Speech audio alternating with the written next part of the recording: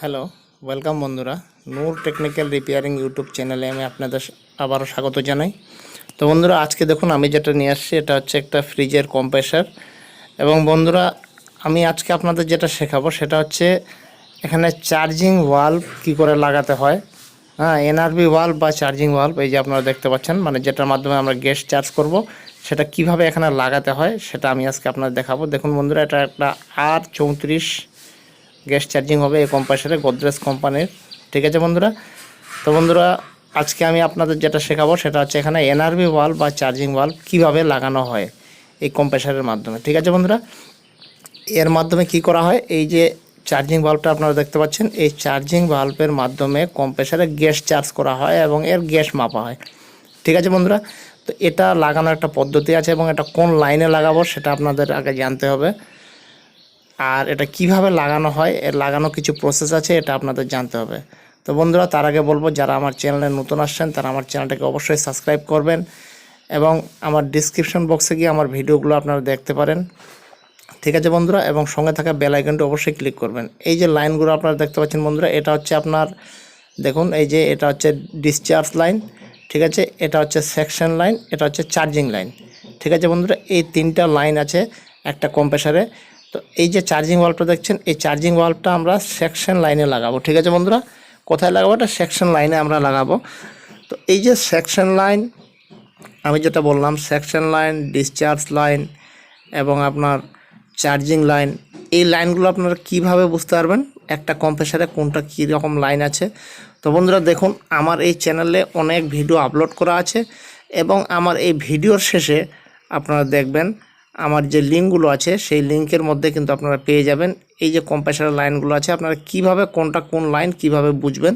ঠিক আছে বন্ধুরা, তো আশা করি আপনারা সবাই ভিডিওটা দেখবেন। এই যে চার্জিং বাল্বটা আমরা এখানে কিভাবে লাগাবো, এই যে এখানে দেখতে পাচ্ছেন বন্ধুরা, এই যে একটা ঝালাই দেখতে পাচ্ছেন, এটা কিন্তু অ্যালুমিনিয়াম স্টিকের ঝালাই। আর আমি যেটা করব সেটা হচ্ছে তামার স্টিকের ঝালাই। ঠিক আছে বন্ধুরা, তো অ্যালুমিনিয়াম স্টিক ঝালাই যেটা আছে সেটা কিন্তু খুব নরম ঝালাই এবং অল্প একটু হিটে সেটা গলে যায়। তাহলে এখানে আমাকে চার্জিং বাল্বটা কী করে লাগাতে হবে তামার ঝালাই দিয়ে, সেটা আপনাদের আমি দেখাবো। তো তার আগে দেখুন, এই যে আপনারা দেখতে পাচ্ছেন ক্যাপটা, এই ঢাকনিটা কিন্তু আমি খুলে নেব এবং এই ঢাকনির উল্টো দিক দিয়ে দেখুন এখানে একটা পিন, এই যে চেরা পিনটা দেখতে পাচ্ছেন, এখানে এই যে নোজেলটা আপনারা দেখতে পাচ্ছেন, এই নোজেলটা কিন্তু আমাদেরকে আগে বের করে নিতে হবে। চার্জিং বাল্বটা ঝালাই করার আগে আমাদের নোজেলটা কিন্তু মানে একদম বাইরে বের করে নিতে হবে। এই যে দেখুন, এইভাবে ঘুরিয়ে, এখানে থ্রেড সিস্টেম আছে। ঠিক আছে বন্ধুরা, এই যে চার্জিং বাল্বের ভিতরে যে নোজেলটা আছে এই নোজেলটা আমাদের বের করে নিতে হবে। বের করে নিয়ে তারপরে কিন্তু আমাদের ঝালাই করতে হবে, এই বিষয়টা আপনারা লক্ষ্য রাখবেন। না হলে কী হবে, এই যে দেখুন এখানে আপনারা দেখতে পাচ্ছেন এই যে রাবারের একটা ওয়াশার, সাদা ওয়াশার, দেখুন আপনাদের ভালোভাবে দেখায়, এই যে রাবারের ওয়াশারটা যে আপনারা দেখতে পাচ্ছেন, এই রাবারের ওয়াশারটা কিন্তু হিটে গলে যাবে এবং এই চার্জিং বাল্বটা কিন্তু ঠিকঠাক মতোভাবে আর কাজ করবে না। ঠিক আছে, যার জন্য এটাকে কিন্তু খুলে নিতে হবে। তো দেখুন আমি খুলে নিলাম, কিভাবে আপনাদের দেখালাম।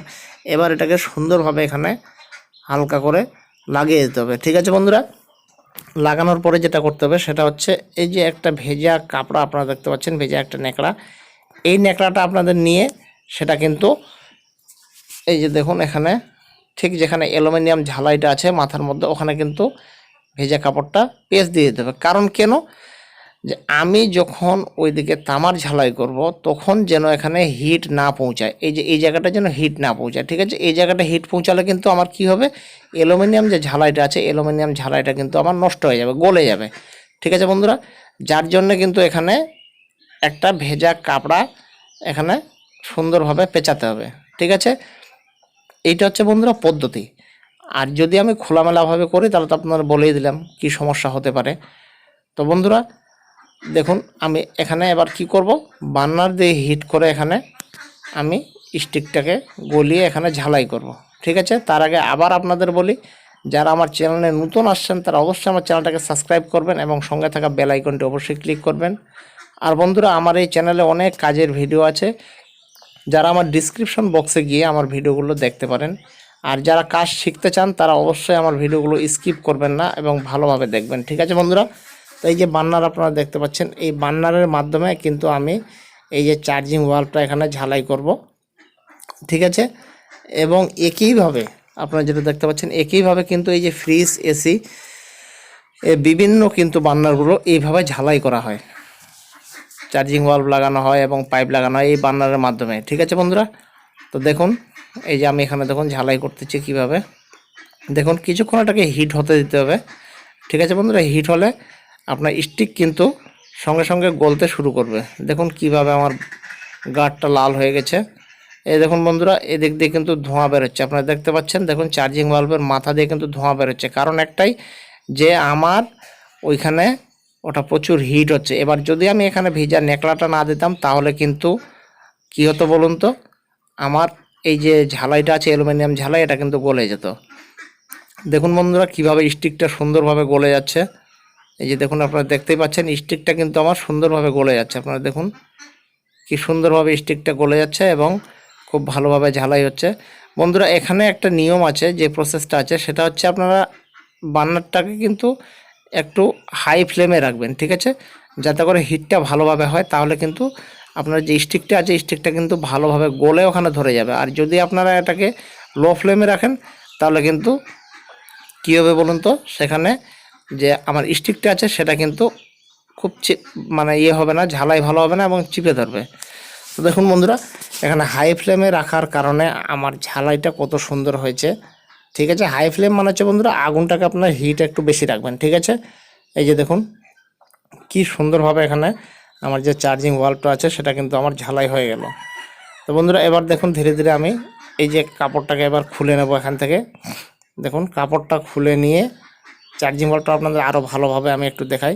দেখুন এই যে আপনারা দেখতে পাচ্ছেন কি সুন্দরভাবে চারিদিকে ঝালাই হয়ে গেছে। দেখুন আপনারা ভালোভাবে দেখতে পাচ্ছেন বন্ধুরা, একটু ভালো করে দেখুন,